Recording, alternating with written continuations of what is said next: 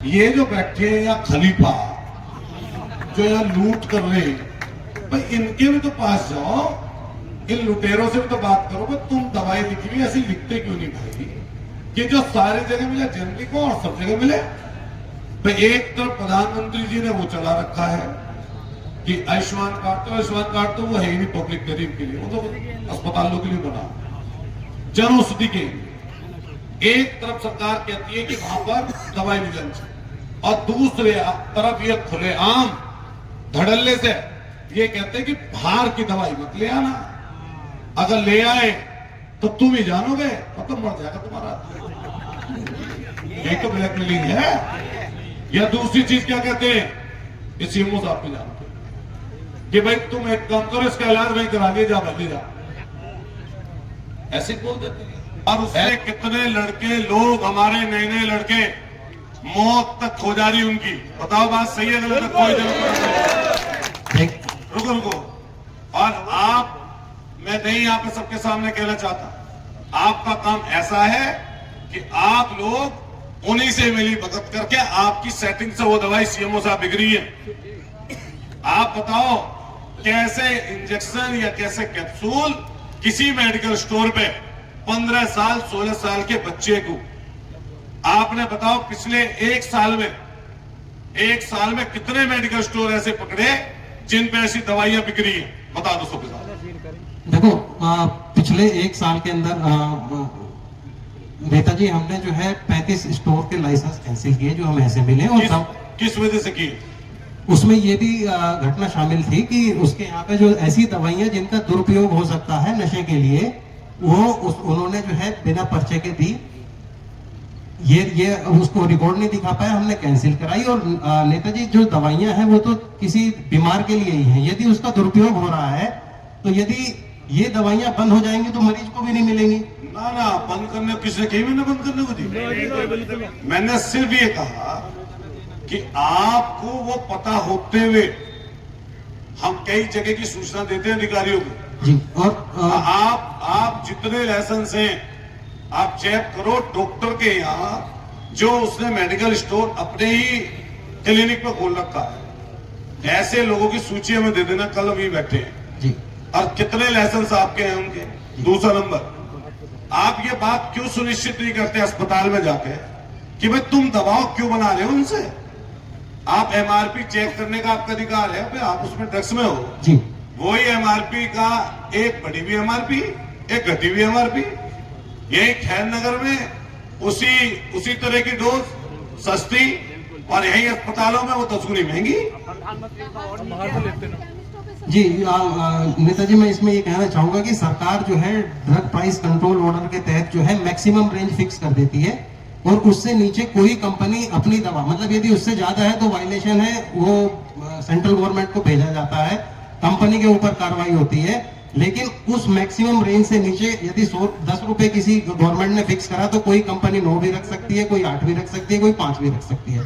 लेकिन ये जरूरी नहीं कि सभी कंपनियां 5 रुपए अपनी दवाई को रखें, क्योंकि उनकी फैक्ट्री का भी खर्चा है, उनका अपना भी जो कहना चाहिए इंफ्रास्ट्रक्चर। लेकिन सरकार की जो मैक्सिमम रेंज फिक्स की गई है उससे ज्यादा है तो वो अपराध है। लेकिन आप ये बताओ, किसी अस्पताल में अभी जाओ जी, अभी इससे जाना, तुम उसके मेडिकल स्टोर पे उसकी 20 दवाइयां निकाल लो और उन्हीं 20 दवाइयों की एमआरपी चेक कर लो, खासतौर से इंजेक्शन की। मैं पूरी डिटेल दे दूंगा तुम, और उसी इंजेक्शन को जाके खैर नगर में पता कर लेना, दिल्ली छोड़ना। अगर 10 गुने का अंतर ना मिल जाए कई दवाइयों में, बताओ सही है गलत है?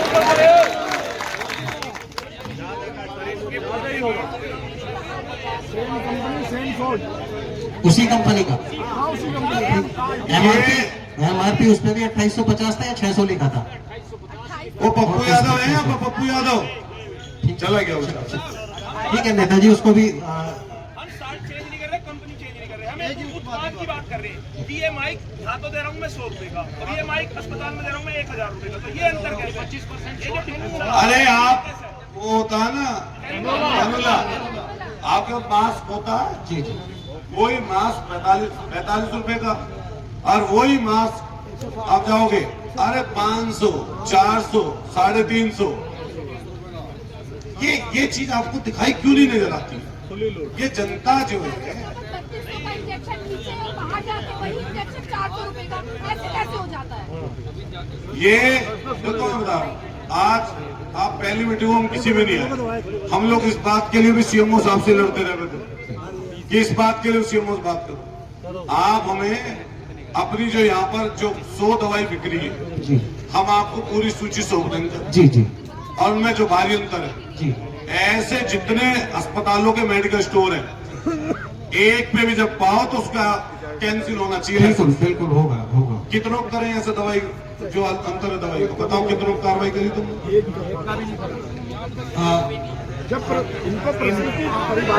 ये पता किस पे कार्रवाई करें? ये एडीएम साहब पता किस पे कार्रवाई करें? जिनसे इनकी सेटिंग ना होती उस पर कार्रवाई करें, जिनसे इनका पैसा ना होवे, पकड़ी और महीना ना हो, उस पर करेंगे। मैंने एक की शिकायत करी, तुम्हारे क्षेत्र में आवे खरकोदा? नहीं जी, ग्रामीण क्षेत्र में आता है। तो किसका आता है उसका? साथी है प्रियंका चौधरी। हाँ, तो उनको बुलाना चाहिए था तुम्हें। गाँव के तो लोग बैठे हैं। देखो, महिला है, महिला का सम्मान है जी। मान लिया हमारी बहन भी बैठी, पत्नी भी बैठी, महिला का सम्मान। लेकिन देखो, ये किसी ने इजाजत नहीं दी। एक अस्पताल की शिकायत करी हमने, अभी बता रहा हूँ, क्या नाम था उसका अस्पताल का? खरकोदा है, गोरी हॉस्पिटल। उसके मेडिकल स्टोर पे इन्होंने गलत पा लिया, उस पर सील लगने का नंबर आया, सौदा तय कर लिया 80,000 में। फिर बाद में उसको थोड़ी मोड़ी हुई बात, 40,000 में तय होकर तब छोड़ दिया। ये देखो चलेगी नहीं अब ये चीज। मैं आपको बता रहा हूं, कम से कम भगवान से तो डरो।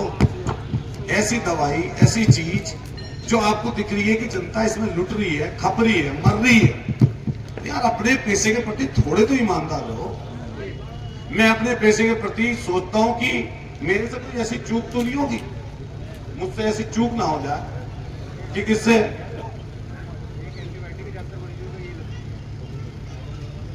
ये एंटीबायोटिक है, ये जोस्टम,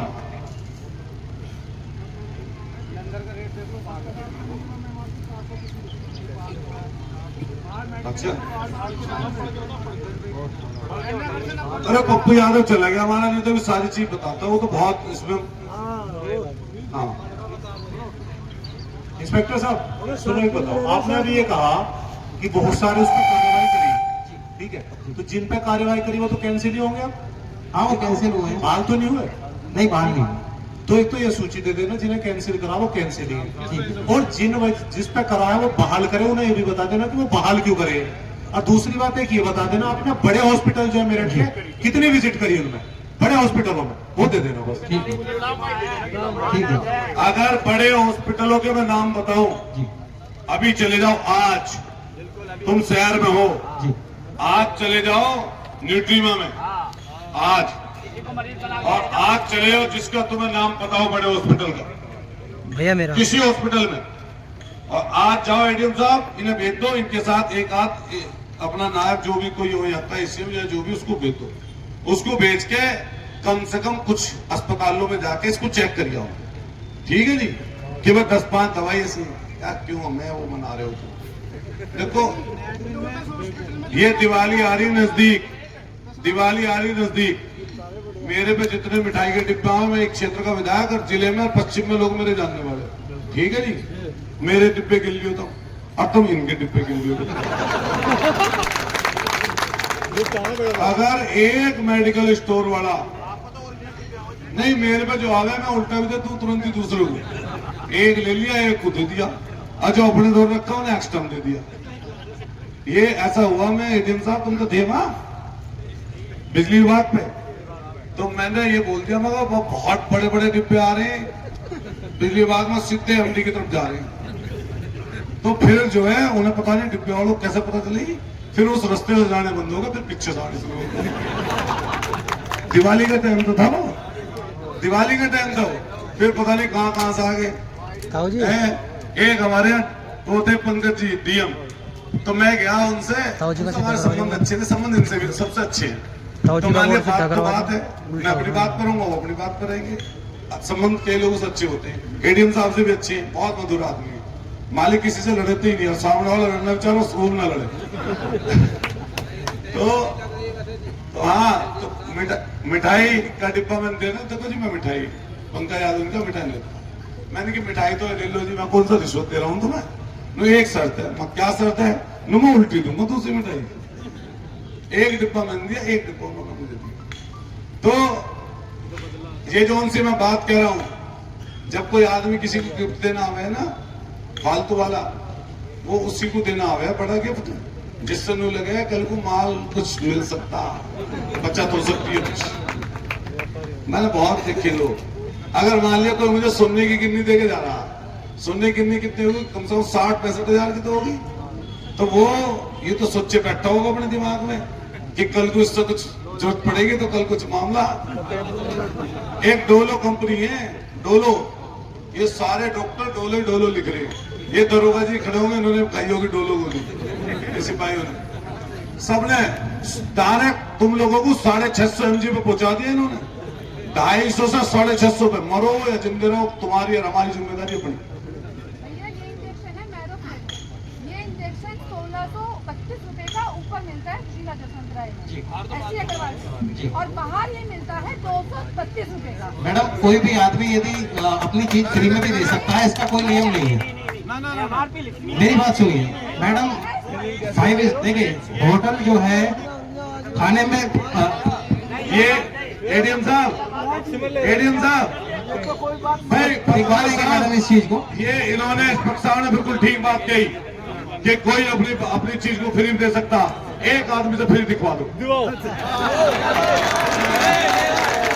और अगर पूरे हिंदुस्तान में एक आदमी से फ्री दिलवा दो तो आज धरना खत्म, आज धरना एडीएम साहब खत्म। सीएमओ साहब हमने बात स्वीकार कर ली, 8 खातों में धरना आज ही खत्म। लेकिन ऐसा करूँ नहीं मैं, जैसे कह रहे इनकी माँ भी बात थी। ये जो हमारे अग्रवाल साहब, ये भी व्यापारी है, ये मेडिकल स्टोर डालते हैं लेकिन व्यापारी।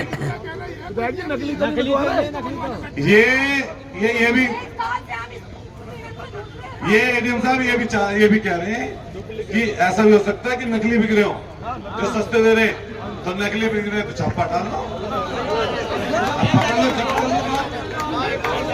माल जब्त कर लो। अब एक काम कर दो तुम्हारा, ये एडीएम साहब ने तरकीब बता दी है, ये दरअसल वो नहीं है ना प्रशासन के अधिकारी, ये तो पहली बार आए इसे, प्रशासनिक अधिकारी तो सिद्ध गया तो जांच कर लें, बात कर दो। चलो जांच कर लियो तुम, बैठो अब ज्यादा क्या,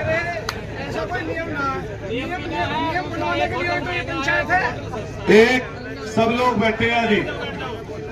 अब एडीएम साहब बात होगी हमारी, आपकी बात हो गई, सीएमओ साहब ने भी अपनी कह दी, डीआईएस बैठे हैं और बीएसए बैठी है, बीएसए है, देखो बीएसए का हाथ में ज्यादा कुछ है नहीं बेचारा, इन्हें अभी हम कुछ कहेंगे तो इनको और ज्यादा बीएसए के हाथ में, लेकिन एक दो चीज है बीएसए का, ये इनके हाथ में, डीआईएस का हाथ, आपके हाथ में प्राइवेट स्कूलों की कोई चीज है?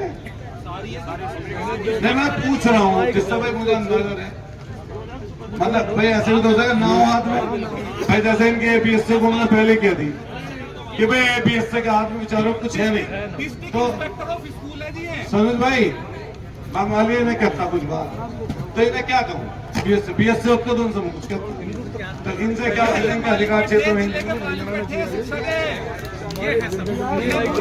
ये ऐसी बात है, आपको भी याद, जब तुम कहोगे बाद में सिफारिश करोगे तुम्हें पता रहना चाहिए मतलब। हाँ ये